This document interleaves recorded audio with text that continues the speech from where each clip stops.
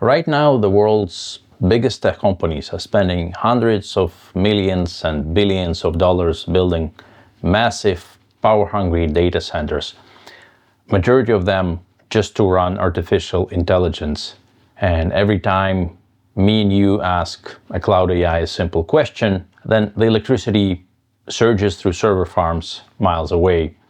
And most likely, if you don't want them to store the questions or queries that you send, like free models offer, then you're paying for a subscription, or for example per token. In June 2026, OpenAI, Anthropic, Google and other AI giants essentially stopped subsidizing the cost of AI, and LLM chatbots and services either started to slow their offerings or the prices started to increase.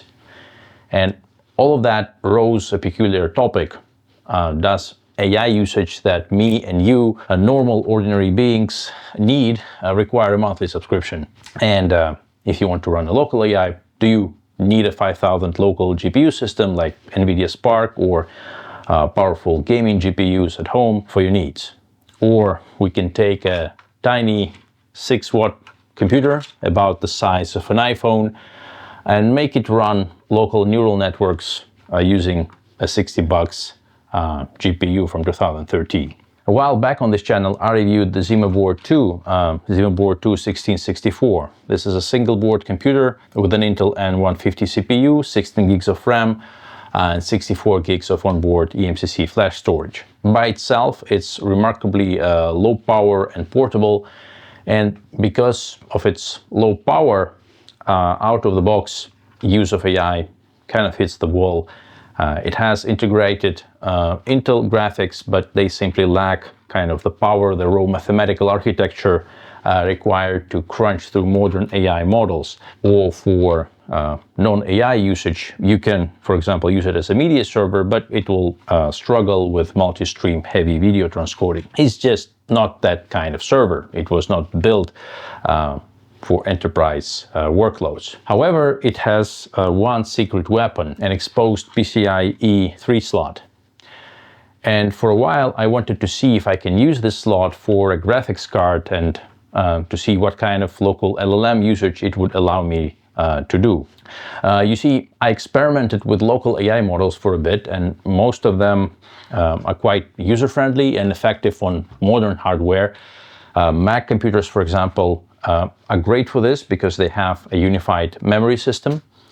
However, a MacBook or Mac Mini are expensive machines, and buying it just for the home server usage when my primary use is extracting information from a text or answer simple AI queries or doing autocomplete for coding would be a waste of that money.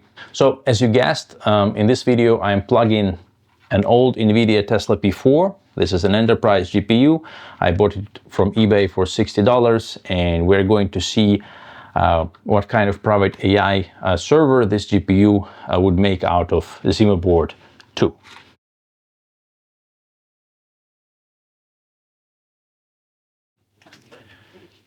To understand why this experiment was a little bit tricky, I wanted to explain to you a couple of constraints. First, the ZimaBoard2 itself costs about $350. Icewhale, the creator of ZimaBoard, does sell an official 800-watt GPU docking station for about $180, which would let you hook up massive desktop graphics cards. But that would completely ruin the point. It would double the cost and destroy the tiny form factor, although it's not so tiny, but it's much tinier than, even the smallest modern gaming GPU. What makes the ZimaBoard2 special is that its PCIe slot can deliver 75 watt of direct power from the slot itself. So you will not need to get an extra power cable and plug it in the GPU. There are other graphic cards that can be powered from the PCIe slots as well without external cable. For example, you can try plugging in a modern Intel Arc A310. It's cheap, runs off the slot power, and if you want to use it for media encoding, it's great for that as well. But for AI, Intel Arc would not be a great choice. It's hard limited to 4 gigabytes of VRAM, which is not enough for modern language models. And modern AI community builds almost exclusively work with Nvidia's CUDA architecture, so Intel has not yet caught up on that. That's why the Tesla P4 was my only choice for that price bracket. There are 8 gigabytes of VRAM and native CUDA support and 75 watt power requirement that ZimaBoard2 can actually provide. Okay, so here I have my ZimaBoard2 installed on the top of the hard drive cage. Here's my hard drive. Here's the PCIe extension cable that goes underneath the cage to this board over here with some legs. This is the Tesla P4 card, and it's installed right now into the extension cable, so it's connected to the PCIe port of the ZimaBoard2. One interesting part here is that, as you can see, this bracket is bent. I bent it with some pliers, otherwise it would have not been possible to install it on the ZimaBoard2 official GPU bracket. Other than that, it's fine. So it works and it's installed properly, and I have like this small thing to secure it. Before I power it, there is one important thing to consider. This is a server GPU, and the servers, they have their own cooling system in the rack. So the GPU doesn't really have any fans included. And that's why if you usually search for the Tesla P4 on eBay, people include this fan with it, or a similar fan. And it has this 3D printed shroud on top of it. Otherwise, you have to print it yourself. Server GPUs are designed for data center racks, where high-speed industrial fans that are in the rack itself kind of force air through them every minute. So the GPUs in the server racks don't really have a built-in fans. That's why if you just plug this Tesla P4 into the slot and push some work onto it, it will heat up and it will just cause the chip to thermal throttle and shut down. To fix this particular Nvidia card has a 3D printed shroud for the fan that would force the air through the heatsink, through the cooling fins of the GPU card. And in order to run the fan, well, you need to get the 4-pin header somewhere, because ZimaBoard itself doesn't have a standard 4-pin desktop fan headers. Myself, I got this Noctua power supply controller, Noctua fan controller that I basically hooked up to the SATA cable and plugged in to the graphics card. Here is the Noctua fan controller, and usually you connect it to your onboard fan controller, either on the CPU or on the motherboard, to control the fans that are plugged in through here with the extension cord. I'm just going to use this controller to control this fan. So this end will not go anywhere, and it will take the power, the SATA power, from this HDD power from the ZimaBoard to itself. And it's enough. It will be totally enough for the fan. And as you can see, I modified the connector a little bit so that it plugs right in. Okay, let's plug it in. So this is the default speed of the controller, and as you can see, it's now with green color. The green LED means that it will not default to shutting the fan off. If I increase it full speed,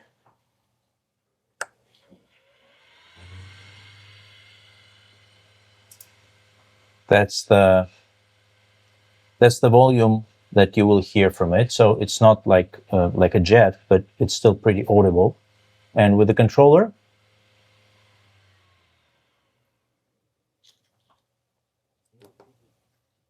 with a minimal speed,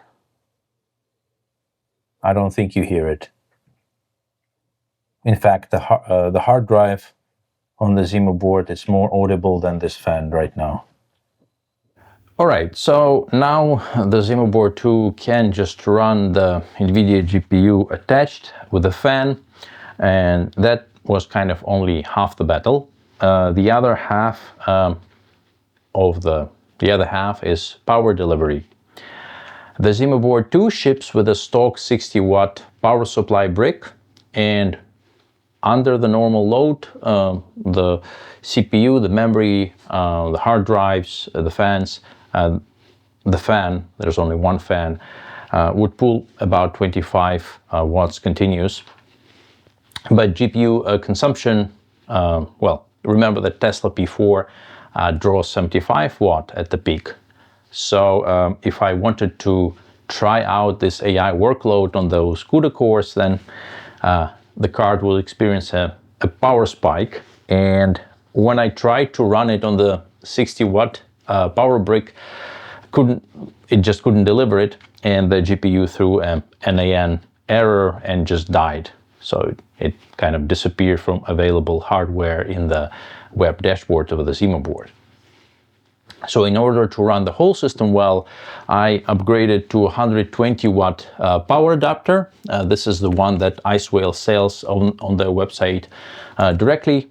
You can probably get away with a third-party one. Just check the specs and whether you can trust the brand, obviously, so that it doesn't burn out.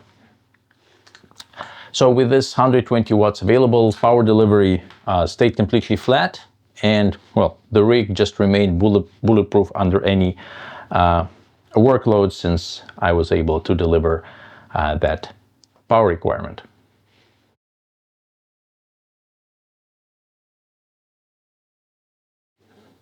So that was the hardware physics basically that I had to sort out. And after that, the ZimaBoard and the graphics card ran, and I could start experimenting with running things. For people who are unfamiliar with the ZimaBoard2, it has an operating system called ZimaOS that basically manages applications, and those applications are hosted inside isolated Docker containers. If you don't know what a Docker is, it's like a separate box where you install and put your application, and each application has its own separate box. The benefit of these boxes is that you can configure and define the limits and resources per each application without basically them intervening with each other.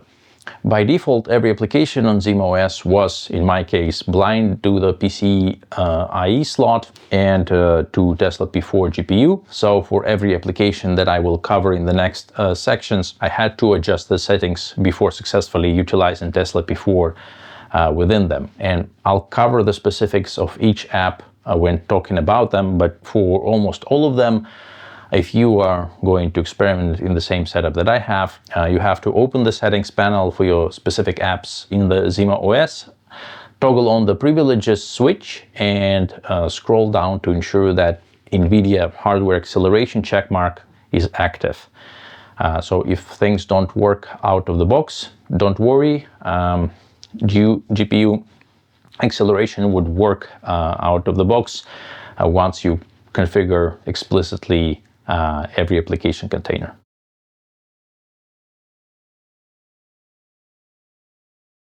I know that the premise of this video was trying the local AI, but I still wanted to make a point that there are other uses for a GPU card on the ZimaBoard2, with example of Jellyfin. So Jellyfin is a private local media streaming service, kind of like your home Netflix. And the benefit of a GPU and also the Nvidia's dedicated encoder is that it can offload the load from the CPU. So to configure it in the application settings, there was NVIDIA driver capabilities all and NVIDIA visible devices all. You had to set it up, and after that the Tesla P4 essentially started to handling the 4K transcoding. And in the situation where you want to run, for example, a Minecraft server for your kids in parallel to streaming media to your TV, this is a great solution. Second app that I wanted to try for the media is Immich.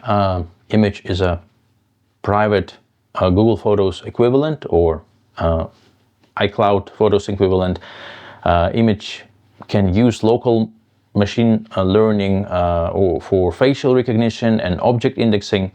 For example, if you're searching for specific photos, like photos of a dog or sunrise or a yellow car, Immich will bring you up those results via semantic search functionality. When I ran a library ingestion on the CPU of the ZimaBoard2 alone, that was in my previous video, processing a 2 GB photo folder, kind of packed the whole Intel chip at 100% for over 25 minutes. With Nvidia GPU, its CUDA cores took over the math and finished it in, I think, 5 minutes or 2 minutes or something like this. To enable the GPU capability for the image container, you have to navigate to settings again, find the image machine learning container array and change the default image tag. There is a generic tag by default. You have to swap it to release CUDA instead. And once that tag would be assigned, you can feed the runtime explicit instructions. There are 2 environment variables that you need to add. Again, NVIDIA driver capabilities, you need to set it to all, and NVIDIA visible devices to all. And after that, it would just work. All right, now I think we can talk about the AI topics, the topic of this video. First, I wanted to talk about image generation with stable diffusion. If you've heard about image generation with AI or generating them locally, you've definitely heard about stable diffusion. Stable diffusion supports many models. So it's a kind of, you plug in a model, and with that model you can generate an image.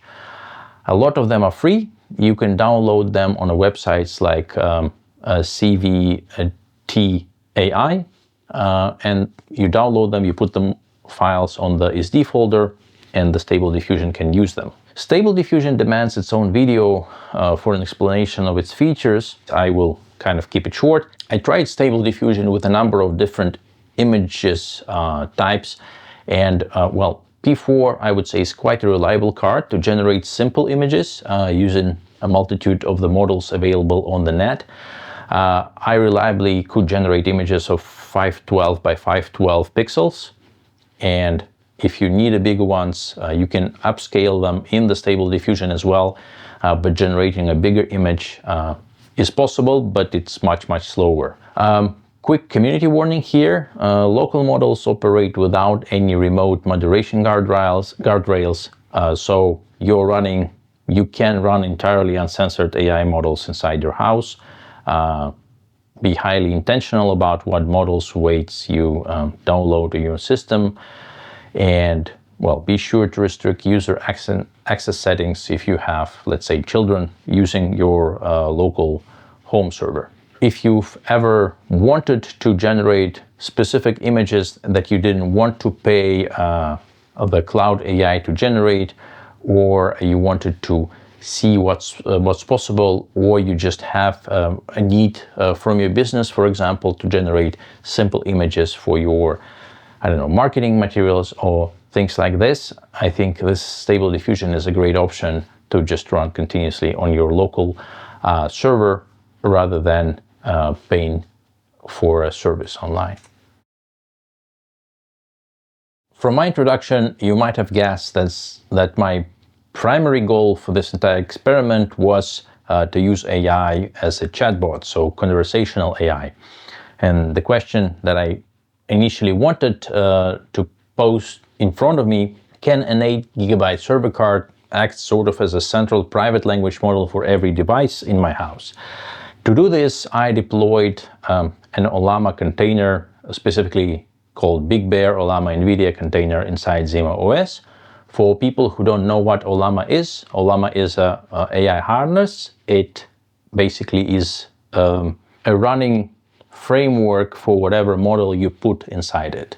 So by default on ZimaOS, Ollama container only listens to local loopback traffic, so you can access it on the ZimaOS web dashboard, but basically allow other devices on your home network to connect to the ZimaBoard2, you have to set environment variable Ollama host to 0000, and then any other device can connect to the Ollama on the server.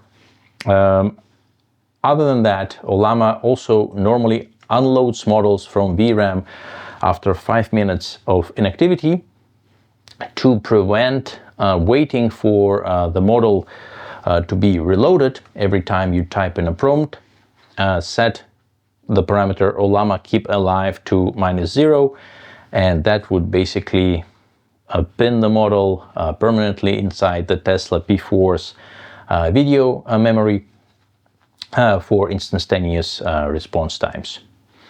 At the same time, if you want to use other applications like Stable Diffusion and Ollama at the same time, you don't want to hold that models in the memory, and in that case put Ollama keep alive to 0, so that memory is not being held, so that the model is not being held in memory, and both applications can use the GPU at the same time.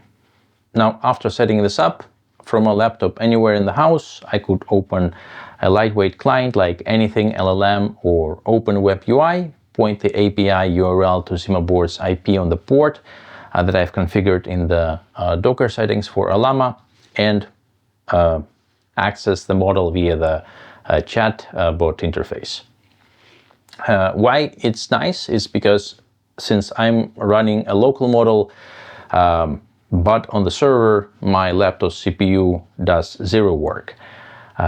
Basically, the response shoots over the local network, the ZimaBoard2 with the Tesla P4 processes the math and sends the answer back. I tried different open models, for example, Qwen 2.5.4b or DeepSeek version 4.7b. Those fit comfortably within the card's usable video memory. The card itself has 8 gigabytes, but there's only 7.5 gigabytes of usable VRAM pool. That was enough for those models, and I had a completely sort of private ChatGPT style assistant running right inside my closet and not somewhere on the data server. There are tons of models available on websites like Ollama's own database, of course, but also on the websites like Hugging Face. Downloading them and plugging them in the Ollama is very easy.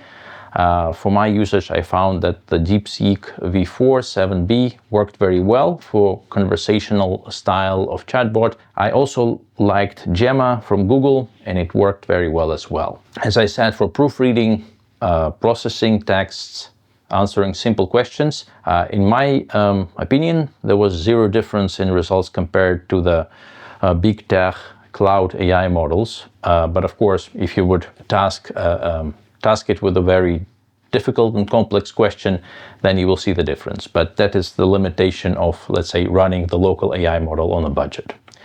An important factor here also is the size of the model. So you got to be careful with what you download.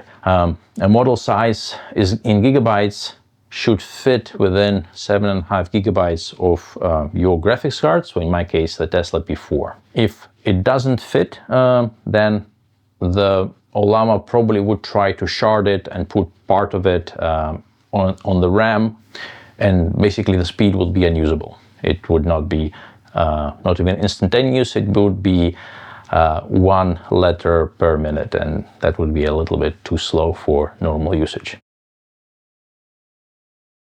Finally, another use case that I really wanted to try is to use this rig for coding, specifically autonomous AI coding assistant. I wanted to set up a vibe coding tool. It's called OpenCode to use with the local AI models. For context, OpenCode is an AI harness that you can configure around working with your code base. You can give it a coding task. It will scan your folder structure.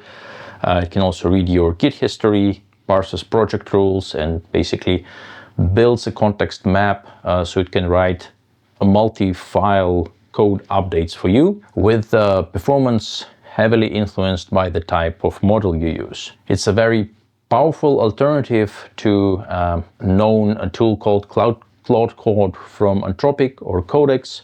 That's another tool. The benefit of it is you can plug a ton of other models into open code. They also have a web service where you can pay to use for the open models that they host themselves. But with every open code, you can either use a local model on your device that you're using, or a local model from your local server. So that's a great versatile tool. Unfortunately, I couldn't really set it up to work with ZimaBoard2. Every time I submitted a prompt in open code, the GPU would crash. And it happened regardless of the model or the model's size in gigabytes that I tried. I used Qwen and DeepSec coder variants, and it was all without any luck. I tried to debug and find out what the problem was. I couldn't really pinpoint it properly.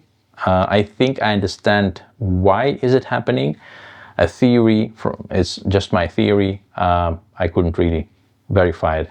I think that OpenCode bundles the repository and basically attaches context to the prompt that you sent to the agent, and then dumps those basically thousands of tokens with this prompt as a request to the GPU. And when Ollama calculates the VRAM required to hold that massive context window, the payload exceeds the Tesla P4's available memory. As a result, I think it again tried to remove the model from the GPU VRAMs and shard it across the system RAM, which eventually resulted in a very slow processing and a crash. Why do I think that is what's happening? Because if I try to vibe code with the open code and the local AI model using a blank project, so just start a project, it would work. For example, create a hello world application, it would do that. But if I try to process an existing code base, there was no luck. So the 8 gigabytes for vibe coding tasks was really not enough. It doesn't mean, though, that you can't use this setup for AI-assisted coding altogether, though. If you want to use code completion in your IDE, for example, in VSCode, a tool from Microsoft, you can use a targeted tool like Continue plugin. That's what I use inside VSCode. And because the Continue only works with a bounded context of a file or a class, it works quite nice. So I tried it with models like Qwen Coder, Qwen 2.5 Coder, and DeepSeek as well. And basically Tesla P4 drew 64 watts under full load. VRAM was fully occupied with 81%, and the ZimaBoard CPU was unloaded as well. And it worked quite well. So pure code completion and working in the context of a single file, single class, rather than the code base was perfectly fine and usable, and the suggestions that it gave me were also correct. So what would be the ultimate conclusion of this experiment? Well, this build is obviously not a replacement for $1,000 enterprise AI cluster or a high-end or even a high-end gaming desktop. If you want a plug-and-play appliance where you never have to touch configuration or bend brackets with pliers, this probably is not for you. As an engineering exercise, I really learned a lot. I also think that it's a great option as a budget way to have some benefits of local AI without leaving your data on someone else's server or paying a subscription for simple tasks like writing you an email. I think this setup is absolutely fine. Also, this whole ZimaBoard2 with a 60 bug GPU is very small and efficient server as well. It's not power hungry, and you can just put it in the closet. And as I mentioned, it is private AI server where you control your own data and usage. So thank you for watching. Let me know what local models or home lab experiments you are running in the comments below, and I'll see you in the next video. Okay, now it's working with the Llama 318B, so it's okay. Right, so it occupied almost 7 gigabytes of RAM, and you saw that the wattage spiked. Actually, the system wattage, the CPU also spiked to 15.4 watts. And now you see 60 watts on the GPU, 15 watts. So it kind of proves that the 120 watt PSU works, 120 watt block instead of this old one works. And with this block, we can actually run beefier models like Llama 3.18B pretty snappy compared to just the CPU. So for example,